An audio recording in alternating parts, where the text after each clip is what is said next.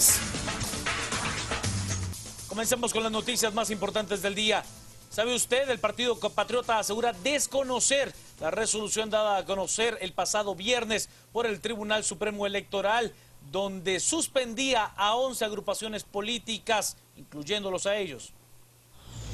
Pese a que el viernes último el Tribunal Supremo Electoral suspendió provisionalmente la ficha política por 6 meses a 11 partidos políticos, según la secretaria general del Partido Patriota, ellos aún no han sido notificados y ellos aún no están suspendidos. Primero, yo no conozco la resolución más que por los medios de comunicación. Yo no he sido notificada de esa resolución.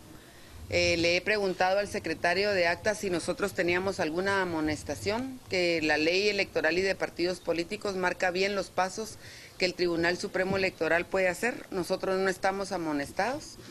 Por lo tanto, el siguiente paso sería si tenemos algunas multas. Nosotros estamos evacuando 2 multas, que son las que tenemos. Y posterior a eso es que ellos podrían anunciarnos que podríamos ser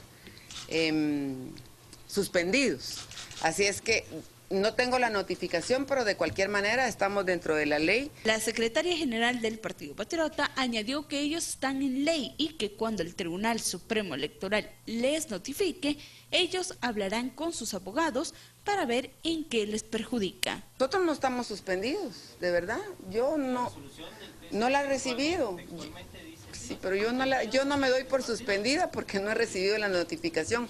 Cuando esa notificación tenga sello y firma del Partido Patriota de que estamos notificados, entonces voy a ver con los abogados del partido cuáles son los pasos que siguen. Pero yo en este momento, como secretaria general del partido, no he sido notificada, por lo tanto no me doy por suspendida.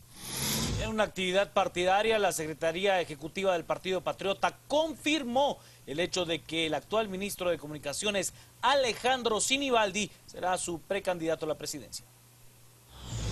En una actividad realizada por el Comité Ejecutivo Nacional del Partido Patriota, donde no se encontraba presente el secretario general adjunto Alejandro Sinibaldi, la secretaria general del Partido Patriota, Roxana Valdetti, aseguró que el precandidato a la presidencia de la República por el Partido Patriota para las próximas elecciones generales es Alejandro Sinibaldi. Tenemos candidato porque no estamos en una campaña, pero sí tenemos como partido político un precandidato.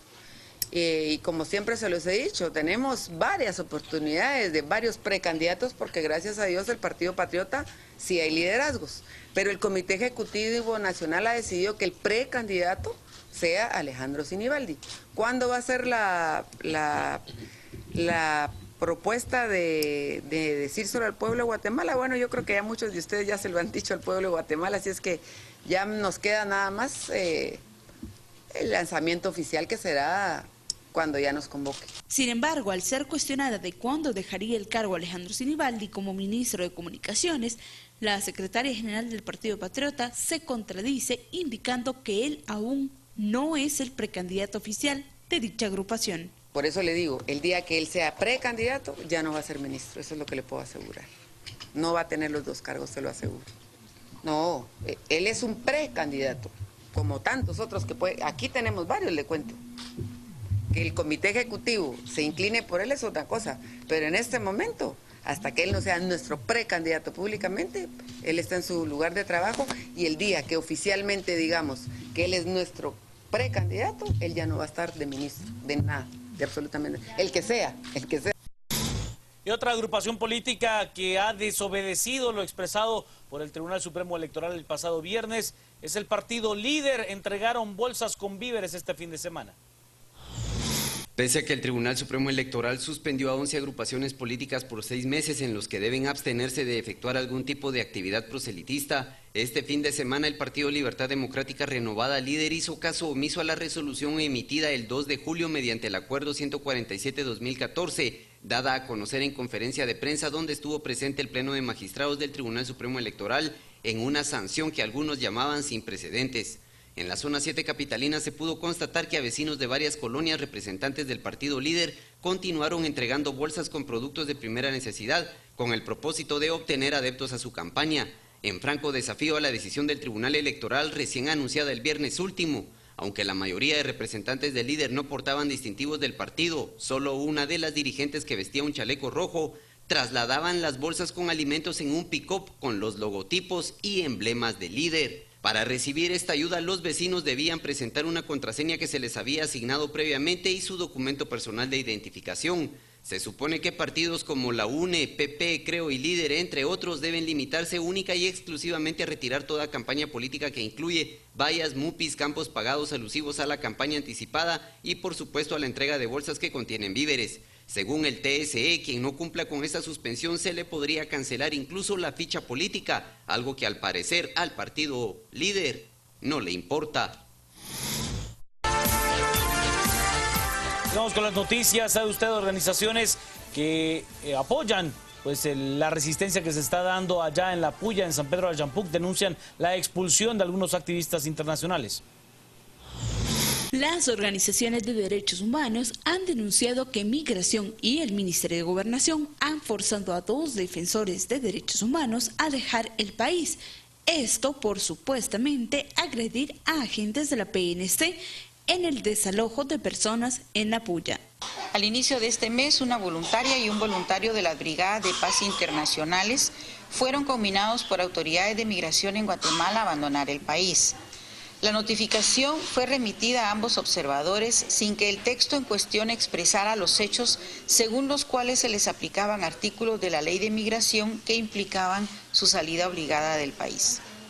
En una falaz afirmación, el titular del Ministerio de Gobernación, teniente coronel retirado Héctor Mauricio López Bonilla, aseveró haber visto videos en los cuales se aprecia a los observadores de PBI lanzando piedras a elementos de la Policía Nacional Civil, acción que habría tenido lugar durante el desalojo violento a la resistencia pacífica en La Puya, perpetrado con abuso de poder y violencia por las fuerzas de seguridad bajo el mando del ministro. La entrevistada añadió que las personas únicamente se encontraban observando el desalojo. También añadió que las declaraciones del titular de la cartera del Interior eran mentiras. El gobierno, y como ustedes pudieron observar en declaraciones del ministro de Gobernación, alega que ellos participaron en acciones específicas durante el desalojo que realizó de manera violenta la policía. Ellos estaban presentes en el lugar porque tienen una misión de acompañamiento a la comunidad, pero no intervinieron en los hechos. Entonces, hay una argumentación mentirosa por parte del ministro de Gobernación que con base en eso, pero sin documentarlo en la nota de expulsión, plantean la aplicación de los artículos de la Ley de Migración que prohíben a internacionales participar en actividades políticas. Y en respuesta a las organizaciones en pro de los derechos humanos que aseguraban que el Ministerio de Gobernación le quitó el derecho a 2 extranjeros de estar en el país y que las declaraciones las había hecho la cartera del Interior, el titular de la misma, Mauricio López Bonilla, aseguró que él no había hablado de 2 personas, pero sí de un fotograma del desalojo de La Puya, donde se observaba a una persona que se muestra lanzando piedras a los agentes de la PNC con el rostro cubierto. Yo lo que dije, no hablé de 2 personas, yo dije que había en el análisis del fotograma y ahí está. Sí, si necesitan que lo mostramos, ¿verdad? Hay ahí una persona que sí, efectivamente, en el análisis que se hizo, entonces se muestra que está lanzando piedras a la autoridad, ¿sí? Por supuesto que ya con el rostro cubierto, ¿verdad? Entonces yo no voy a decir nada que no tenga suficiente sustento. Y lo que comuniqué en ese momento dije 2 cosas. 1, que estaba ilegal en el país porque su visa había vencido. Y 2, que aparece primero con la cara descubierta y después se tapa la cara y está justo en el fotograma, que quiere decir una imagen de un video que se ha podido sacar en donde está lanzando las piedras, ¿verdad? Así que la evidencia es lo que manda, ¿sí? Y en ese sentido, nosotros lo único que hicimos fue analizar. No vamos a hacer nada que no tenga suficiente sustento. Y en ese sentido, las pruebas ahí están.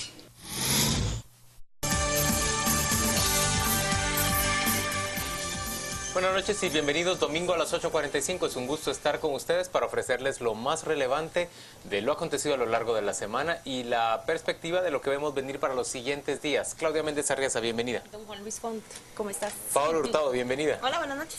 Don Pedro Trujillo. Bienvenido también, pues. Bienvenido también, pues. Todos bienvenidos. Empezamos. Ay, Sí, es cierto que este es el primer domingo de julio. No empezamos julio, es que Pero ustedes es el van primer retrasados. domingo con Ya julio. vamos por 6 de julio, ya llevo una semana. Para mí julio ya pasó, hombre. Ah, qué bueno. Una semana de julio ya, ¿sí? Mes del bono. Señores, déjenme preguntar en voz alta. ¿Este año no celebró la embajada estadounidense el 4 de julio o es simplemente que a mí no me invitaron? No lo celebró y yo sé la razón. respuesta ¿Cuál? oficial. No hay embajador, por lo tanto el embajador no iba a estar acá, no se podía celebrar la fiesta. O sea, para celebrar la fiesta tiene que estar el embajador. ¿o qué? Bueno, debe haber algo Debe a estar cargo. el embajador, sí. Pero Alguien siempre hay alguien a cargo de la embajada. Sí, pero fue la respuesta que yo recibí de parte de la oficina de prensa. Ah. De cualquier manera, pues lo han de haber celebrado muy felices, porque la embajada, sí, como todos los Yo años, creo- no trabajó ese Yo día. creo que lo celebraron y por eso no invitaron a nadie. No nos invitaron. Es la a manera nada. de celebrarlo. No se sienta desinvitado este año a la fiesta del 4 de julio de la Embajada de Estados Unidos. Este año no hubo, según nos está informando Claudia Méndez Arriaza. Pero ¿qué pasa? ¿Será que alguna incomodidad con toda esta crisis que ha surgido a raíz de los niños migrantes? ¿Será muy incómodo celebrar el 4 de julio en estas La explicación que tú me das tres es la que me países? suena más lógica. Sí, es Claro, lo que ellos no, dicen. hay Hay alguien- anfitrión, No había. ¿quién va a recibir a los Exacto. invitados? Entiendo que ya hay una persona a cargo, digamos, es el deputy de la embajada, es el segundo de Siempre la hay embajada. alguien a cargo Claro, de pero no es el del oficial. lugar. Pero esa persona no ha sido presentada oficialmente todavía. Yo recuerdo que hubo un momento en que Stephen McFarland, como consejero de la embajada, recuerdan que era el consejero político y económico, se quedó a cargo de todas las... Él era el segundo, él era el Exactamente. deputy. Después de Prudence Bushnell, él se Así queda es. a cargo de todo. Y sí recuerdo que celebraba pues todas las ceremonias oficiales, porque estuvo como segundo a cargo, pero por bastante tiempo. Algo así ¿Recuerdan ustedes algo esa así época? como 2 meses. A él le correspondió realizar toda la información de la desertificación del gobierno de Alfonso Portillo y poco después vino el nuevo embajador. Pero bueno, ¿qué les parece si arrancamos ya con la discusión de la semana, doña Paola Hurtado? Claudia tocó uno de los dos temas que yo quiero que profundicemos en este programa. Uno de ellos es la situación de los niños migrantes y las visitas que se han realizado en los últimos días de funcionarios guatemaltecos, estadounidenses, los que vienen la otra semana. Pero el primero que yo quiero que abordemos es quizá el que más impacto tuvo en el ciudadano de a pie. El guatemalteco que se horrorizó una vez más cuando escuchó esa noticia de una granada que detonan frente a un camión repartidor de agua en la zona 18 en plena mañana y quedan 12 personas muertas, No, 12 personas heridas y una muerta, muerta. así es. Una señora. 12 personas heridas y una mujer fallecida. Y esto sucede a un costado de la escuela 439, que estaba, entiendo yo, en una hora en que todavía estaban ingresando alumnos. 2 niños quedaron heridos. Y pasa por parte de menores captados por cámaras de ese nuevo centro de videovigilancia que estaban viviendo en Lomas de Santa Faz, que los siguen, los capturan y cuando cantan dicen que fue el Smurf el que les dio la orden. Yo les quiero recordar quién es el Smurf. Su nombre nos hizo reír, pero casi que reír, llorar, cuando aquel malogrado ministro de Gobernación, Salvador Gándara, dijo que de la delincuencia iba a bajar porque habían capturado al Smurf. Este pandillero que tiene 3 condenas por asesinato, de 80, de 10, de 6 procesos abiertos, uno de ellos por violar a una visitante en el sector donde está, otra por matar a su conviviente y secuestrar a su hija. O sea, es un criminal de alta peligrosidad. Y fue él el que desde la prisión, aseguran los detenidos, ordenó el ataque al camión porque se negó a pagar la extorsión. Esto es suposición mía. Estamos empezando julio. Ya empiezan a incrementarse o agudizarse los cobros por el bono 14. O quieren cobrar más o quieren exigir lo que les adeudan. Y otro punto para discutirlo. Primero, bueno, pasa con las cámaras de videovigilancia, ya sería el segundo ataque que logran investigar rápidamente y detener a la gente a través de esos lentes. Segundo, hay comunicación desde la cárcel, porque todavía no están instalados los bloqueos de señales, todavía no se ha vencido el plazo para que las empresas de telefonía los instalen. Y tercero, son menores de edad los que con órdenes desde presidios actúan y cometen estos actos terroristas? A ver, yo lo primero que tengo que decir es que encuentro una reacción cada vez más integral y encuentro un mejor rendimiento, debo decir, de nuestro sistema de seguridad y justicia en términos generales. No me refiero solo a las cámaras de videovigilancia, me refiero también a las escuchas telefónicas que ya se estaban realizando sobre este grupo que desde prisión estaba enviando órdenes para desarrollar extorsiones y ejecutar a las personas que no se atrevían, que se atrevían más bien a no pagar esas extorsiones. Veo un sistema de seguridad y justicia que en términos generales está funcionando cada vez con más eficacia. Veo por el otro lado, yo sé que les suena enormemente disonante esto cuando tenemos a una mujer muerta y a 11 personas heridas. Pero es que creo que hay que ver las cosas como parte de un proceso. Y nosotros en Guatemala no hemos tenido esta agilidad, esta exactitud o esta precisión de parte de las fuerzas de seguridad y del sistema del Ministerio Público y de la inteligencia civil para capturar e identificar personas rápidamente después de que se comete un hecho. Yo mismo le cuestionaba el día jueves al viceministro de Gobernación, Edy Juárez, si ya tenían esas escuchas telefónicas, ¿por qué no intentaron impedir que eso ocurriera? Y él explicaba que resulta sumamente difícil, a pesar de las escuchas, lograr establecer exactamente en dónde se va a dar el ataque. Es muy difícil. Porque hablan en clave. Hablan en clave, no dan direcciones exactas. Hace falta mucho todavía, pero señores, yo quisiera ver primero que se está avanzando en ese plano. Y quisiera decir una cosa más. Se ven venir algunas acciones de prevención de parte del Ministerio de Gobernación. Ya fue lanzada una campaña de prevención de violencia y de prevención de delincuencia, que yo estoy seguro que va a rendir algún fruto, pero yo creo que el Estado y nuestra sociedad no ha abordado todavía de fondo qué es lo que ocurre, que se producen en Guatemala personajes como el Smurf al que se estaba refiriendo Paola, que es un hombre, es que ustedes ven el rostro de él y realmente es temible. Uno lo ve y el hombre está desfigurado de la cantidad de tatuajes que se ha hecho. Solo uno de los crímenes por los que él ha sido condenado, que describe Paola, la violación de una visitante al centro de detención donde él se encuentra. Solo eso dice... El asesinato de la mamá horrores. Todas esas cosas dicen horrores de cómo funciona nuestro sistema de seguridad, de cómo funciona nuestro sistema de justicia y de cómo funciona también nuestro sistema social. Miren, yo pienso que Guatemala tiene que estudiar a fondo y tiene que actuar a fondo.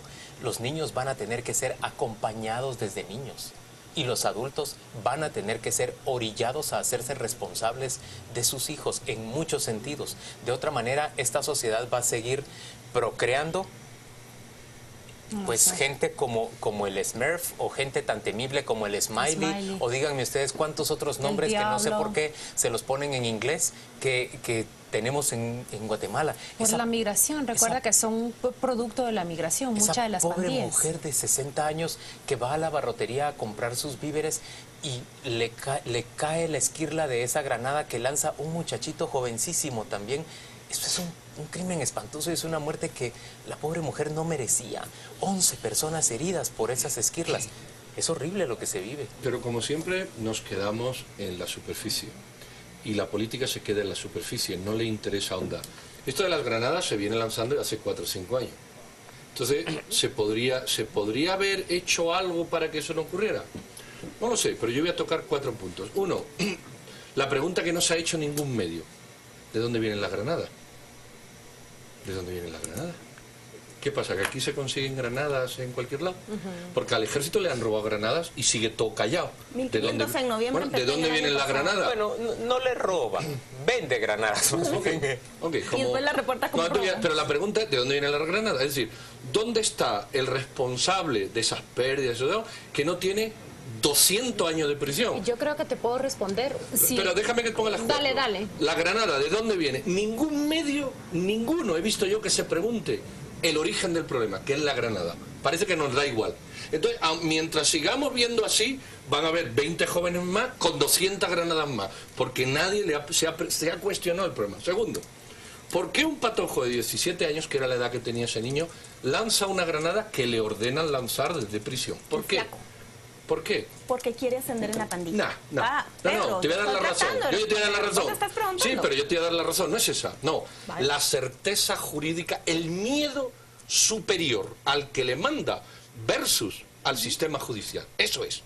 Eso es. Él sabe que si no lanza la granada, lo matan. No hay ninguna duda. En cambio, la certeza del castigo no existe. Luego es un costo, o es menor. O quizás simplemente le tiene más lealtad a ese hombre. Pero es un costo de oportunidad. Como no hay certeza de castigo, hago caso al que de verdad me va a castigar, que es el que me mandó a hacerlo. Que ahora sí hay certeza, ¿verdad? ¿Perdón? Ahora sí hay certeza, ¿viste? Con la prontitud con que se le captura. Bueno. Pero todavía hay más miedo al otro que a este. Lo segundo es los menores, el debate. Seguimos con la tontera de los menores. El menor de edad es un tema de pacto social y de edad. Hay países que lo tienen a los 21, países que lo tienen a 16, países que lo tienen a 18. Eso es una estupidez social, porque es una fijación de una barra sin ningún parámetro lógico, porque si no, no sería 16, 18, 21.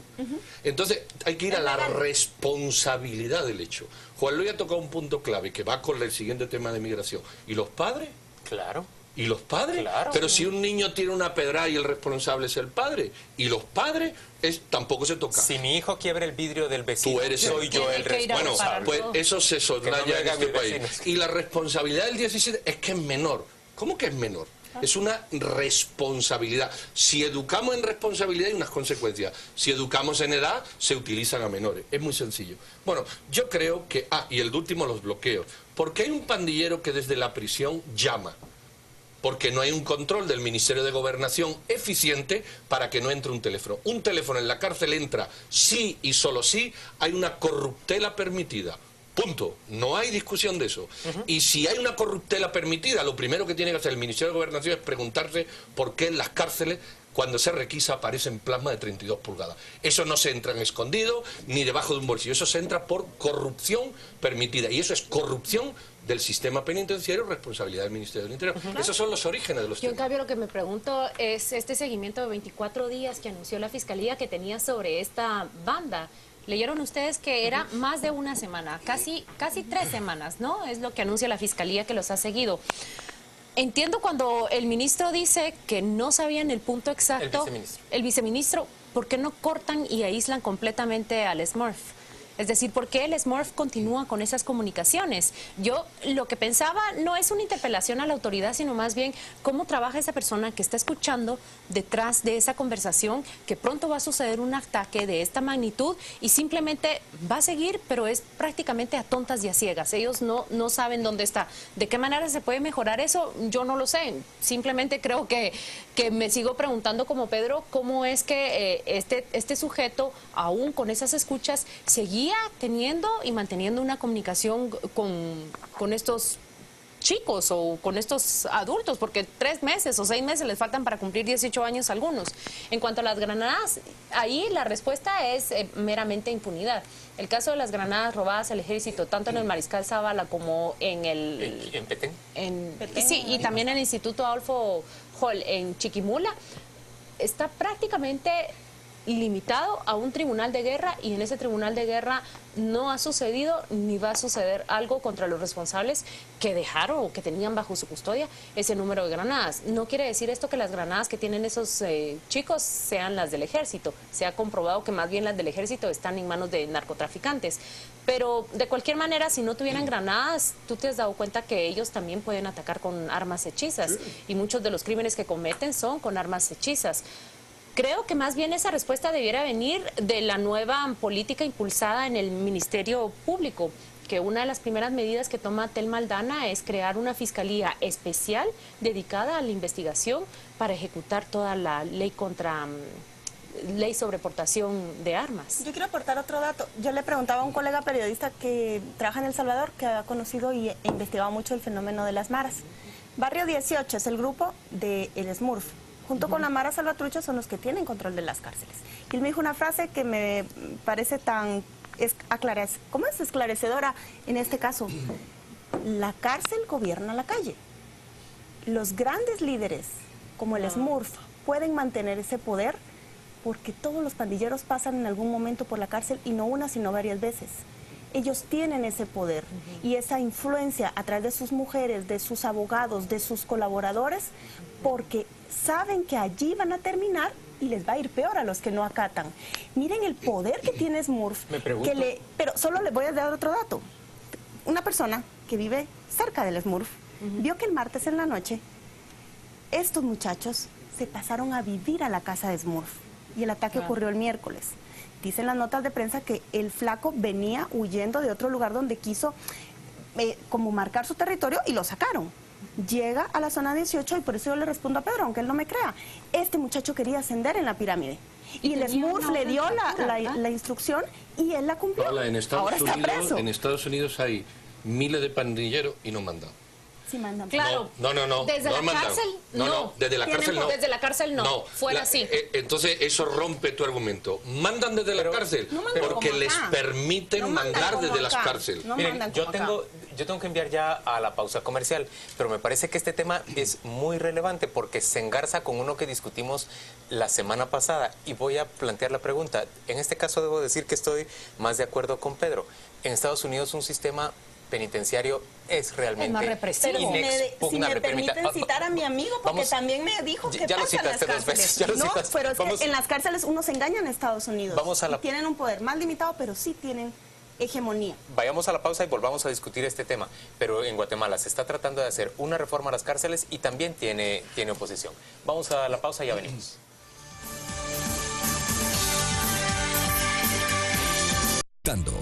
A las 8:45.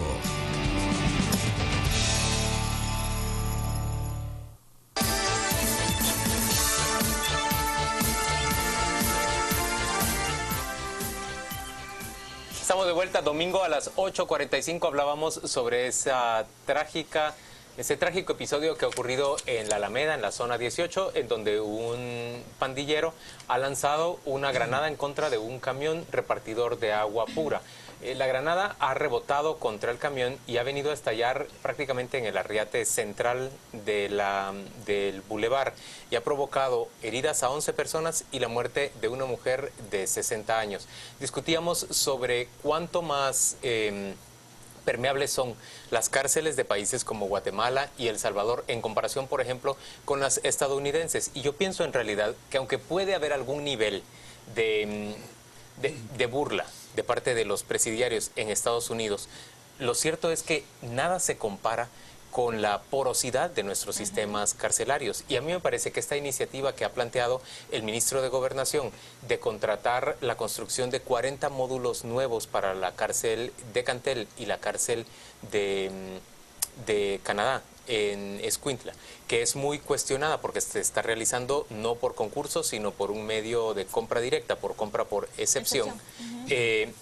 Pues a mí me parece que es razonable que se construyan esos módulos, que el país invierta en ese tipo de nuevo sistema carcelario.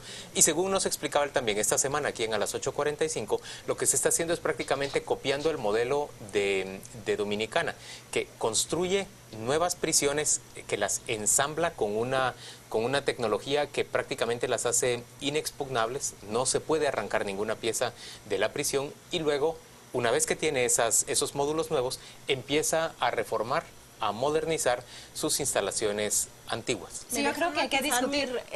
Sí, claro, y luego hablo yo sobre cárceles. Cuando Pedro dice que en las cárceles estadounidenses no sucede eso, yo le doy la razón en el sentido que desde ahí no vas a casi que en vivo y en directo organizar un crimen como el de esta semana. Lo que yo me refiero es que el poder de la cabeza de la Mara sucede aquí y en las cárceles de Estados Unidos, donde están esas maras latinoamericanas, donde están los salvatruchas, donde están esos grandes líderes. Y la teoría esta que yo les exponía es porque ellos, adentro o afuera, siguen ejerciendo control sobre los miembros de los grupos, las clicas. Claro que el sistema guatemalteco es tan poroso y tan deficiente que permite que lo hagan con teléfonos celulares, que lo hagan en tiempo real y que puedan cometer crímenes incluso dentro de la prisión, y eso. Claro. Eso es indiscutible, pero creo que no es de extrañar que el Smurf, y corrijo porque yo confundí el Smurf con el Smile, que fue el que Gándara dijo que por él ya se había quitado la criminalidad, pero al final es de la misma figuras jerarquía. Semejantes y son figuras sustituibles. semejantes, ¿verdad? Y tienen ese mismo control. Sobre lo que dice Juan Luis, son infraestructuras. Si no hay detrás inteligencia en presidios, otro punto. Sí, así es. Ofrecieron en 2012 que iban a hacer inteligencia en el sistema carcelario. Elaborar y después cruzar bases de datos para que a través de las visitas supieran cómo se están comunicando ellos y a quién están mandando a dónde. Esta semana volvieron a decir que quieren elaborar esa base de datos para empezar a cruzar. Estamos casi tercer año. Inteligencia en presidios no ha habido. Y muy bonitas las casas y las celdas ensambladas, pero si no hay inteligencia, las medidas se quedan bien cortas. Sí, a mí me parece que Paola lo resumió en una frase perfectamente bien. Se habla mucho de la estructura, pero se habla de la estructura física, pero se habla muy poco de la estructura lógica y de inteligencia que debe ir detrás de una cárcel. ¿No suena contradictorio que el ministro hable de la remodelación y de la construcción de estos nuevos módulos cuando uno mira eventos como el del Granadazo? Pero no sé si notaron ustedes que esta misma semana nos llegan dos notas de los departamentos de Guatemala, Jalapa y Jutiapa específicamente. En Jutiapa lo que dicen es que la cárcel es prácticamente como una casa que no tiene mayor seguridad y que incluso tiene una terraza, y lo cual la hace propenso para que se escapen los prisioneros. Punto número 1. De Jalapa se escaparon 3 prisioneros, capturaron al guardia que los custodiaba.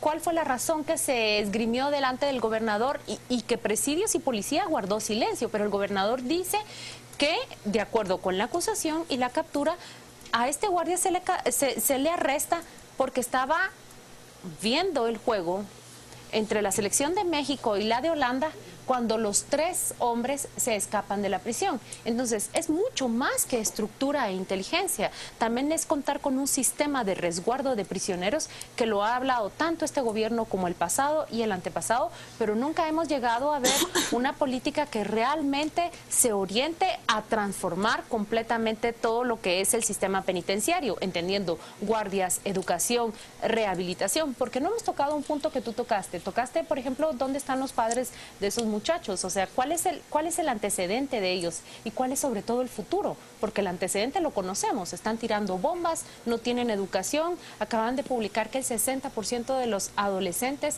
guatemaltecos y hondureños no completan la escuela secundaria. Entonces, conocemos el antecedente, pero ¿cuál es el futuro? Si el antecedente, digamos, en libertad, en la calle con los padres, los llevó a tirar esas granadas, los llevó a escaparse, a cometer crímenes y a buscar una pandilla, ¿hacia dónde los va a llevar la cárcel guatemalteca? ¿Seguimos hablando de este tema, Pedro, te parece? ¿O pasamos de este a los niños que ponga migrantes? 3 cosas. Dale. Porque uno es la estructura física, yo no estoy en contra de ella, de mejorar las prisiones. Lo que yo le pregunto al ministro es ¿por qué no planteó esto el 15 de enero de 2012? Ese era el momento político de hacerlo. Entonces, hacerlo ahora es absolutamente inoportuno y entonces trae otras connotaciones. Bueno, de que debate. lo empiece Pedro también. Sí, pero cuando se le ha caído una contratación porque era una empresa asociada con él y hay 2 ministros del anterior gobierno procesados por robar fondos en moderación de cárteles, aquí hay que venir con un proyecto de que se entra al gobierno, no cuando se sale de él. Por lo menos desde la perspectiva de la eficacia de la planeación y del momento. Lo demás, yo estoy diciendo que es a destiempo cuando menos y por excepción, nuevamente. Lo segundo es que yo no sé si el modelo de República Dominicana es el mejor de prisiones de Centroamérica, de América Latina. Solo había que entrar en Google y busquen prisiones y vean lo que hay en República Dominicana. No sé por qué ese efecto de República Dominicana cuando hay países que lo tienen mucho mejor. Que estudiaron 4 modelos y que el que se acopla mejor o se semeja mejor a la realidad guatemalteca es ese. No voy a discutir eso. Paréntesis, voy a recordar lo que Carlos Castresana sugirió. ¿Recuerdan ustedes? Organizar y armar un barco, llevarlo, creo que eran 50 millas náuticas, mar adentro, y tener ahí a los reos más peligrosos. ¿Recuerdan cuando propuso Carlos Castresana eso? Unos marihuanos de la Gran Diabla. Yo solamente digo que de modelos hemos escuchado más. Donde los pasillos son así de estrechos, no se puede ejercer un control de prisioneros. ¿No recuerdan ese caso de Honduras que hundió un barco lleno de presos? Otra cosa es tener una superficie amplia donde tú puedes poner eso, pero también los puedes poner en un submarino y no molesta. Pero bueno, da igual, el señor Castresana ya jodió bastante en el país como para dedicarle un minuto más. Lo segundo es, las cárceles están saturadas porque el 51% de los presos no tienen juicio. Luego no es solo un problema de cárcel. Sí. No es solo un problema. Entonces, que da igual lo que construyamos. Si seguimos metiendo gente sin juicio, cuando se construyan estas maravillosas cárceles ensambladas, tendremos una sobrepoblación y habrá que construir otras cárceles ensambladas. Seguimos sin entrarle al problema. Lo tercero es que hay mucha gente que se mete en prisión por estupidez. Un accidente de tráfico no puede llegar a prisión. Hombre, salvo que sea un accidente de una culpabilidad, otra cosa. Pero ahí te detienen a prisión, Tienes un choque, a prisión. Y en prisión hay un montón de delitos. La posesión para el consumo, por ejemplo. Que no deberían de estar. Lo segundo es que en prisiones entra de todo. Y si entra de todo es porque hay corrupción. Y lo primero que tiene que hacer un Ministerio de Gobernación es cortar la corrupción. Y yo no veo ninguna voluntad de cortar la corrupción. Porque si hubiera habido voluntad de cortar la corrupción es muy sencillo. Se corta, se aprueba una ley del Código Penal donde dice funcionario de prisiones que entra y tiene 500 años de prisión y tiene un costo mayor. Pero yo no veo ningún interés en la voluntad de cortar la Bueno, corrupción. a este guardia que dejó escapar a los 3 porque estaba viendo el partido de fútbol, pero te das cuenta, la ley lo contempla, Pedro. Sí, pero la ley sí lo contempla. Claro, pero no hay voluntad. Y cuando hay una requisa y sacan un plasma, ¿quién entró el plasma? Nadie. Ahí no pasó nada. Sí. Y lo último que quiero decir, yo ya dije aquí hace más de 2 años, lo voy a repetir otra vez, que lo que hay que hacer en prisión es empezar por poner direcciones colegiadas, donde haya un funcionario de prisiones que sea el director, pero también alguien del organismo judicial, y si me apura alguien de la Procuraduría, corrompe a los 3 y las decisiones son colegiadas. Pero cuando en la política no hay voluntad ninguna, no digo mínima, ninguna, de querer cortar ciertas cosas, sencillamente no se corta. ¿Yo estaría de acuerdo con esas direcciones colegiadas? Es que de alguna manera, fíjense que cuando lo dijo... Chance a Paola, sí. que plante el siguiente tema. Perdón. El otro tema tiene que ver con algo que decía Claudia. Fíjense que cuando lo dijo... Chance a Paola, sí. que plante el siguiente tema. Perdón. El otro tema tiene que ver con algo que decía Claudia. ¿Vieron ustedes que Oppenheimer citaba un estudio de guatemaltecos que solo el 27% terminan la educación secundaria? En general, en Centroamérica, el 60% de los jóvenes no termina sus estudios. Y él plantea que la gente, especialistas, estudiosos de Latinoamérica, han concluido que a mayor estudio, menos posibilidades de que emigren. Él cree que ahí es una de las principales razones por la que esta crisis humanitaria en Estados Unidos de niños que están llegando solos encuentra su mayor explicación. Niños que acá en Guatemala, aparte de la violencia, aparte que porque sus padres ya viajaron a Estados Unidos, no tienen un futuro, no tienen acá raíz de ningún tipo. Y me lleva a plantear el segundo tema que les comentaba. ¿Vieron ustedes que viajó el canciller a Estados Unidos, que dieron una tregua? No se van a deportar niños hasta que no concluyan qué va a pasar con esta oleada de niños que viajaron y cruzaron solos la frontera y ahora tienen rebosados los albergues en lugares fronterizos.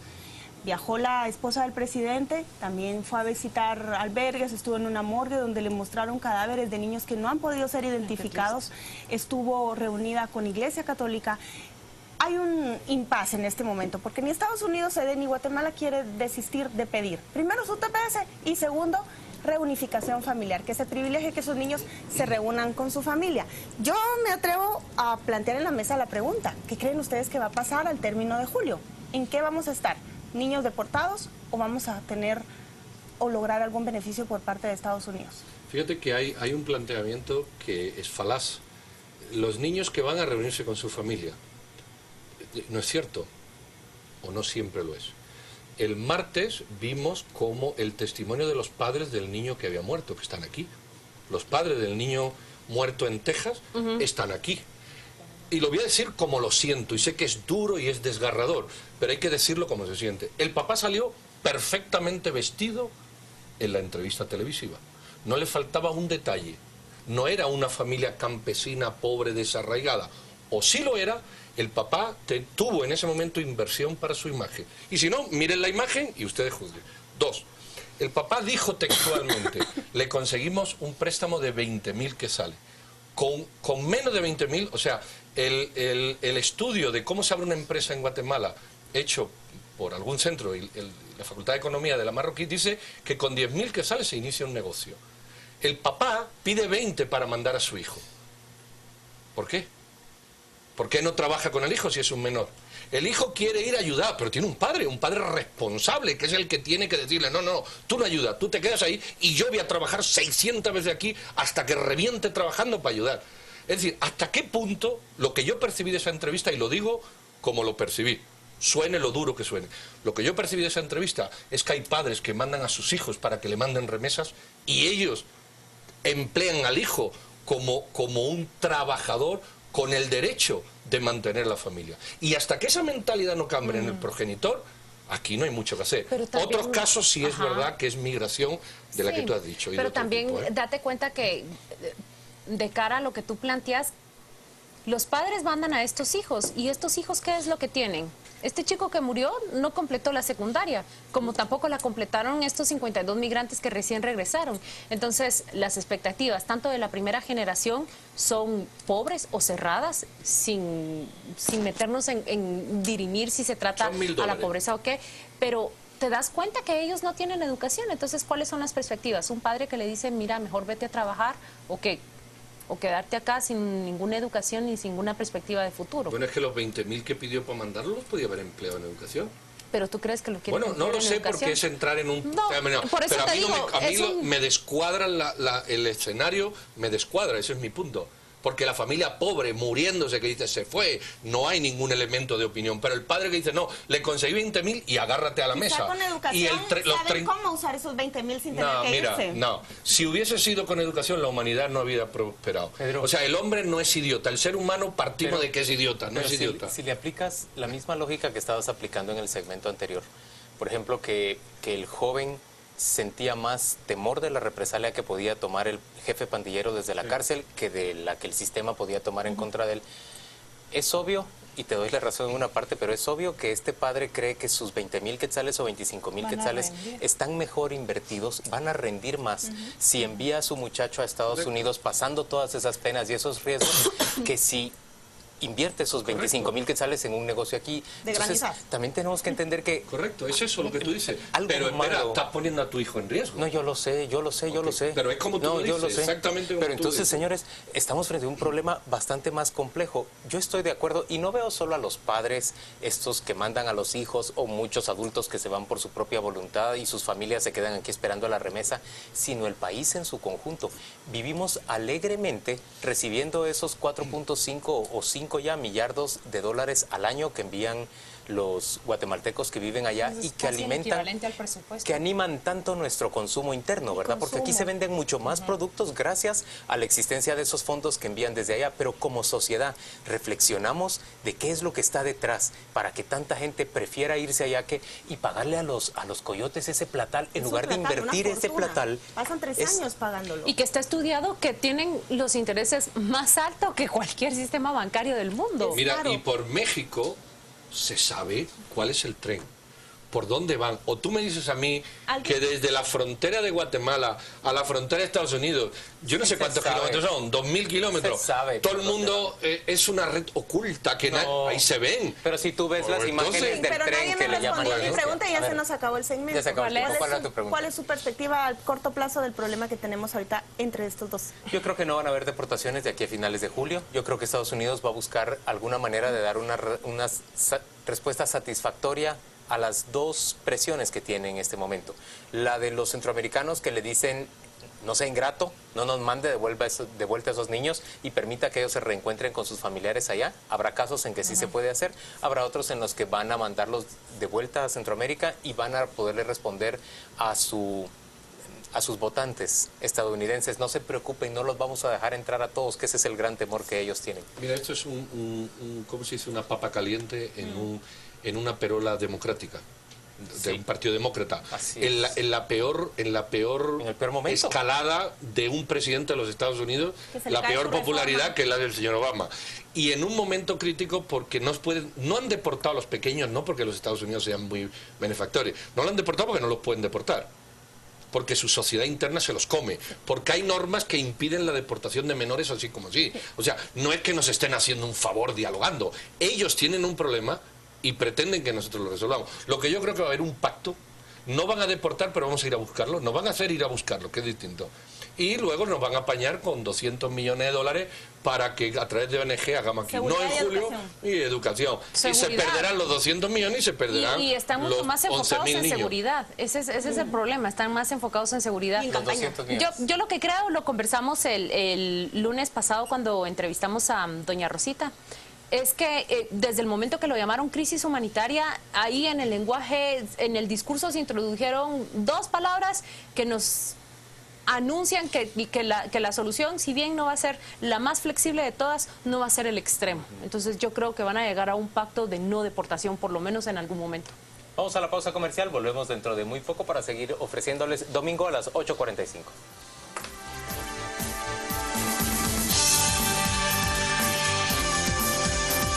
Estamos presentando a las 8:45.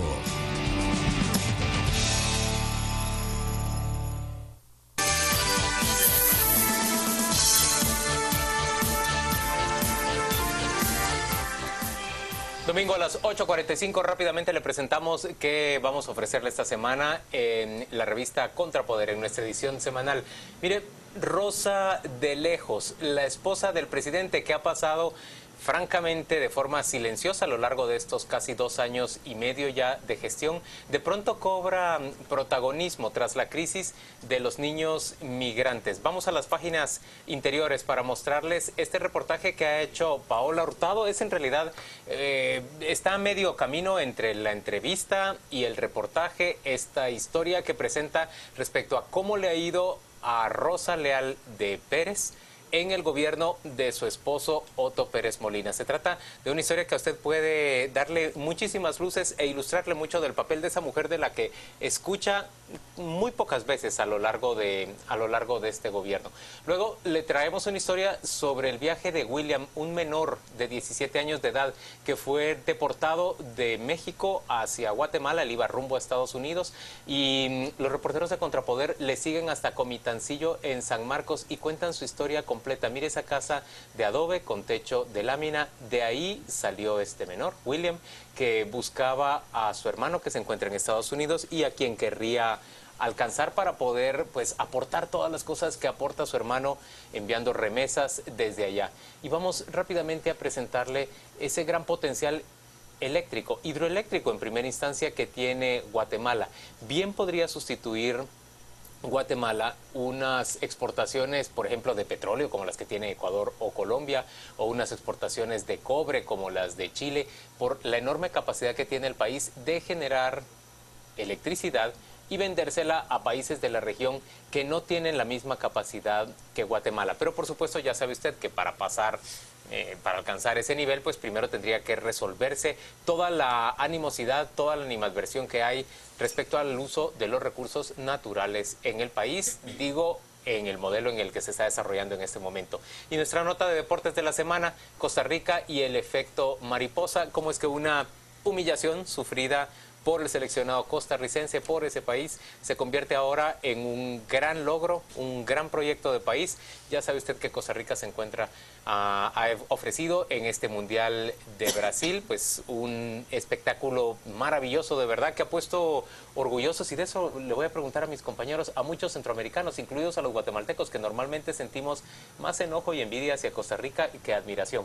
Y por último le ofrecíamos un reportaje sobre el papel de Enrique Gómez Carrillo como corresponsal de esa Primera Guerra Mundial. No hablo más. Usted puede comprar la edición de Contrapoder en muchísimos puestos de venta, más de 360 a lo largo y ancho de todo el país. 25 quetzales, eso es lo que le cuesta el ejemplar de Contrapoder. Pero el día de hoy también se llevará la que se viene la siguiente semana si compra la revista. Ahora, Claudia Compra Méndez. una y lleve dos. Claudia Méndez nos ofrece La que se viene la siguiente semana si compra la revista. Ahora, Claudia Compra Méndez. una y lleve dos. Claudia Méndez nos ofrece lo que se viene esta semana. Vamos a empezar directamente con que reinicia la persecución penal contra el exministro de Gobernación, Salvador Gándara, por la remodelación de la cárcel Fray Janes 2 por 17.4 millones de quetzales. Ustedes recordarán que hace apenas 2 o 3 semanas el exministro Velázquez también fue condenado a prisión por este mismo hecho, solo que por diferentes delitos o conductas, y que lo que más nos llamó la atención en esta mesa se lo voy a refrescar, fue que en la misma sentencia fueron condenados los auditores de la Contraloría General de Cuentas que no supervisaron y practicaron los controles a los que estaban llamados. ¿Qué piensan ustedes de que el exministro Salvador Gándara vaya de nuevo a los tribunales a enfrentar esta vieja acusación ya? A mí me gustaría, me parece bien que un funcionario tenga que dar la cara frente a los tribunales, frente al sistema de justicia, por algo que ejecutó mal durante su gestión. Pero me gustaría que fuera realmente ejemplar este caso para que los funcionarios actuales supieran que corren exactamente con el mismo riesgo si no realizan apropiadamente su función. No, pero hay algo más. Lo que más nos llamó en esta mesa la atención, además de lo que te has dicho, es que hay que cobrarle el dinero. Es que no vale con 3 años conmutable. Es que un funcionario que malversa dinero tiene que pagarlo con su patrimonio. Por supuesto que sí. Se enriquece sustancialmente. Porque volvemos a lo mismo. La certeza del castigo es, si lo haces mal, te cae. Y te cae bien duro. Sí, pero hay algo también de todas las adjudicaciones que hace la cartera del Interior, como compra de uniformes, de armas, de vehículos. Pareciera que la infraestructura del sistema penitenciario es una adquisición que le ponen especial atención. No es casualidad que 2 ministros se enfrenten procesos por esto y otros funcionarios, y que este ministro en el 2012 se le haya caído su proceso y ahora esté sacando por excepción un proceso de 1.000 millones de quetzales. 1.2. No se nos olvide, o sea, no se nos pase por alto. Estamos hablando de grandes cantidades de dinero. Sobre fuego, ¿verdad? Yo creo que es caminar sobre fuego. Vamos a hablar ahora de un tema en el que no se camina sobre fuego, más bien se camina sobre aguas demasiado agitadas. Es esa ley de inversión, desarrollo y empleo tan discutida dentro de las cámaras empresariales. Usted lo vio la semana pasada, mientras los industriales parecen estar completamente en desacuerdo con ciertas medidas, el CACIF sale a apoyarla. Y existe un grupo, por ejemplo, de productores que la apoyan y otros que la adversan. Hay tantas ahí mismo, aguas movidas. CACIF ya hay una gran división. Está la Cámara del Agro, que es la principal interesada en que la ley de inversión se apruebe, y la Cámara de Comercio, cuyo presidente es ahora el vicepresidente de CACIF, que reconoce: no logramos llegar a un consenso, decidimos que cada quien va a cabildear por su sector independientemente en el Congreso. ¿Quién tiene más las de ganar? Déjeme terminar con una acotación que revela apenas cuán discutida es esta ley. De 83 artículos que contiene, prácticamente el 60% han sido modificados este último viernes en el Congreso de la República, o jueves, que fue la última reunión. Es decir, salió una propuesta de la comisión y luego es sometida a más de 83 reparos. ¿Qué queda de la ley? Y sobre todo, ¿qué se puede aprobar ahora? Bueno, eso es el viejo refrán de que es un camello, ¿verdad? Que es un caballo diseñado por un arquitecto y discutido en el Congreso. Al final salen por todas cosas. Pero esto lo que pone de manifiesto es los empresarios que apuestan por privilegios. Esa ley es reconocida por un sector que les gustan los privilegios que contiene y es rechazada por un sector para los cuales no hay privilegios. Por eso las leyes tienen que ser generales. Esta ley da privilegio. Yo estoy de acuerdo, vamos, no estoy de acuerdo, pero digamos que estaría mucho más de acuerdo con una ley que dijera: queremos promover el desarrollo en Coatepeque. Ok, todo Coatepeque está exento de impuestos, pero para todos. Pero para todos. Tampoco estaría muy de acuerdo porque los de al lado, pero digamos que ahora, si tú pones en esta zona, van a estar privilegiados. Pongamos un ejemplo, ¿verdad? Los productores de cacahuete, los productores de banano y los que crían perro. Claro, los que no pertenecen a esos sectores están en contra. Esto es un ejemplo nítido para explicar al televidente que los privilegios no se pueden dar a ningún sector. Las leyes son generales, iguales para todos. Pero también yo creo que es el peor momento para llevar esta ley así, toda manoseada, a discusión al Pleno, Claudia. Están hablando de una pérdida o de una caída de la recaudación, sí, hasta de 3 millardos de quetzales por las exenciones. En un momento en que la SAC hasta está pensando en ceder su recaudación a una empresa extranjera porque no llega a sus metas. Es el peor momento. Sí, y con un CACIF tan dividido que va a jalar uno por un lado y otro por otro, yo a eso no le veo una ley ni siquiera o sea, le veo un Frankenstein ahí. Yo voy a dar el dato preciso porque creo que me confundí. Son 81 artículos y de los 81, son 83 artículos, 41 han sido modificados. Prácticamente las exenciones son las que están provocando la mayor discusión, tanto en las cámaras empresariales como dentro del propio Congreso. Muy Juan bien, Luis, pues ¿qué callado entonces, estuvo sobre este tema? ¿Quieres decir algo? Pues solo digo que en términos generales me parece un exceso concederle a una empresa que tiene que formarse con un capital superior a $500,000, porque solo esas pueden ser favorecidas, con 65 años de exoneración de impuestos. Me parece un exceso. Entiendo la argumentación que hacen ustedes respecto de que la ley debe ser general, pareja para todos. Entiendo también que haya sectores dentro del propio CACIF, de la iniciativa privada, que no estén de acuerdo porque favorecen a otros sectores y no a ellos. Pero a mí me parece que de alguna manera los países sí tienen que buscar estimular la atracción de inversión y el desarrollo de empresas. Yo no sé si esos parámetros que he descrito rápidamente, $500,000 o cuántas, 80 plazas de trabajo, algo por el estilo, esos son los límites mínimos de quienes tendrían acceso a esta exoneración de impuestos. Yo no sé si esos son los parámetros apropiados. Tampoco sé, me suena demasiado, por un lado. Y por el otro, me parece que va a beneficiar al mismo capital que ya no necesita tanto esos beneficios. Y en cambio al señor de los 25,000 quetzales para mandar al hijo a Estados Unidos, pues él sí tiene que someterse al pago de todos los impuestos. La certeza es la clave de cualquier relación humana. Y entonces cuando van a hacer leyes que deberían dar la certeza, aparecen los privilegios. Pero en algo sí hubo consenso, sí hubo consenso acá y ninguno de los cuatro lo hemos dicho. Por ejemplo, todas las bancadas estuvieron de acuerdo en que queda terminantemente prohibido cualquier artimaña o engaño para que una empresa trate de pasar por beneficiaria de las que estipula la ley. En eso sí hubo acuerdo. Que lo haga una bancada cuyos diputados en 2 años han pasado por 5 partidos. Que sí, se va a tributar. No se vale hacer trampa, dice, pero cuando te dicen que tienen que reportarle a la SAT quiénes son sus directivos. Por eso dice, vámonos a la pregunta sin respuesta. Que total. Venga, pregunta sin respuesta. Que total. Venga, pregunta sin respuesta, que es mucho más ágil. Bueno, la primera pregunta sin respuesta es ¿por qué se ha mantenido tanto tiempo en silencio, según mis informes, entre 7 y 10 días, el relevo del director de las AAS o del secretario de las AAS, y por qué se sigue callando su posible designación como embajador en Venezuela? ¿Ha sido una destitución, un cese, una pelea, un cambio o un recambio? O un ascenso. O me lo quito de en medio y lo mando a otro sitio. No sé. He escuchado diferentes explicaciones. Una de ellas me dice que el cargo número 1 en las AAS le pertenece al presidente de la República y el cargo número 2 le pertenece a la vicepresidenta o al vicepresidente, que estaría a cargo de su seguridad. En el caso del número 1, me dicen a mí, el presidente se había comprometido con esta persona a que estuviera por lo menos 2 años en el cargo. Eso ya se cumplió. La otra versión que me dicen es, el presidente realmente se molestó de darse cuenta que seguía siendo objeto de críticas la compra de la provisión de bienes, de alimentos y de otro tipo de bienes para la casa presidencial, y decidió que ya después del último reporte que se ha ofrecido era momento de cortar por lo sano.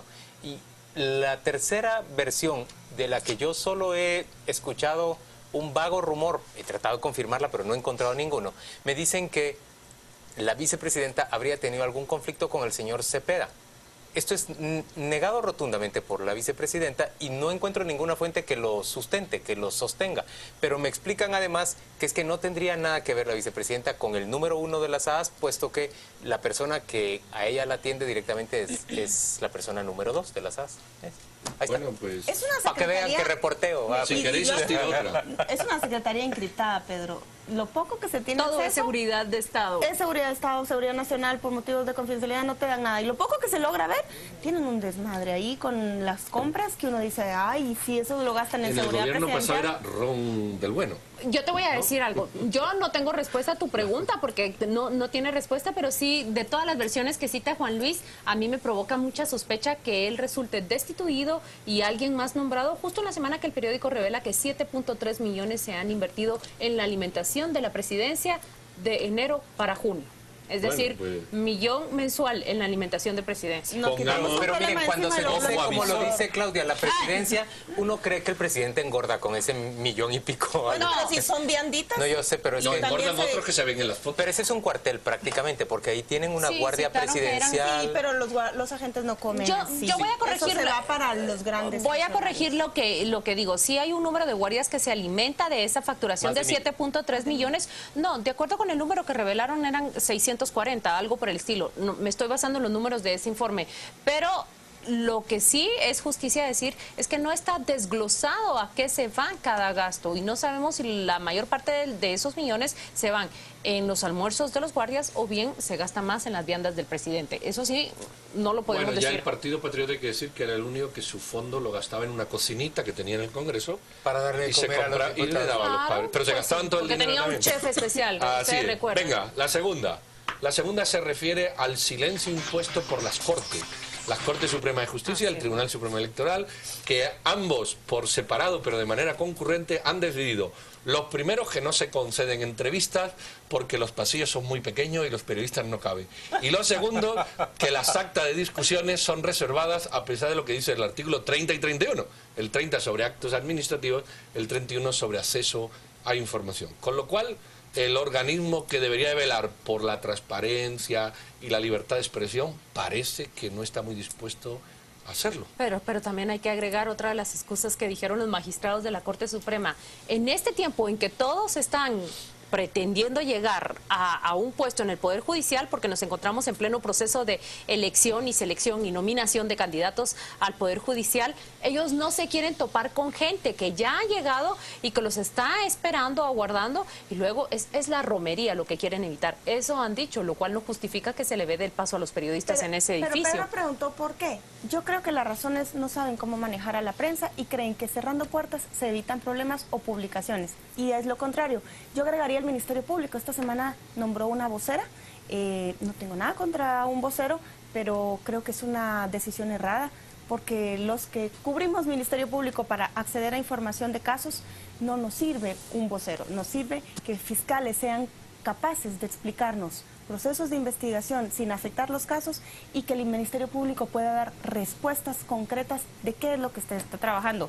Yo creo que junto con estas tres instituciones, poner vocero, cerrar las puertas a la prensa, mandarlo todo por acceso a la información, o sea que lo doña que Telma hace Aldana es promover la desinformación. traslada el secretismo de la Corte Suprema de Justicia hacia el... Son políticas de comunicación erradísimas. Y si alguien del Ministerio Público está viendo esto, señores, no es con vocero como se solucionan las solicitudes de información y la necesidad de difundir información de las entidades. ¿Una tercera rápida? Bueno, rapidísima. Muy rapidita. Se han conocido esta semana una sentencia de 4 años conmutables por un asesinato, un homicidio, para ser correcto, de un chico joven que, yendo borracho, como dice la sentencia, choca y mata a otro. Mi pregunta es, ¿se puede conmutar un delito, el tiempo que sea en prisión, por un homicidio o un asesinato?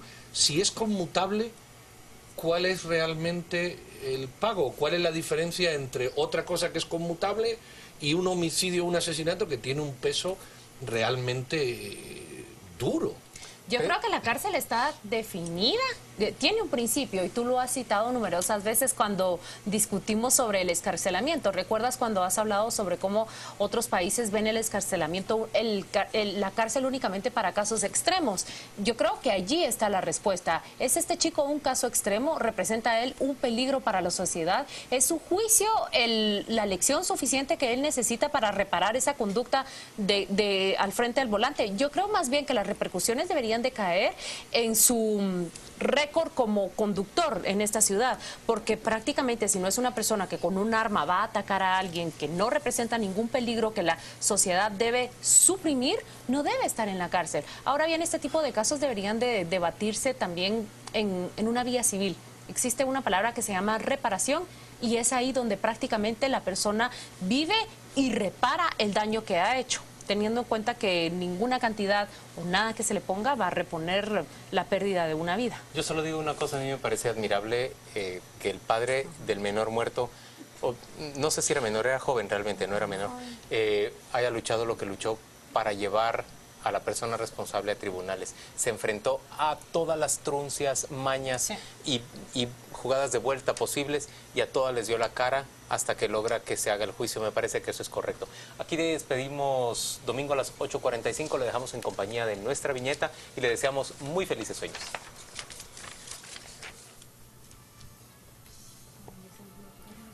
Pedrito, Maciel Carrillo, la vocera del MP.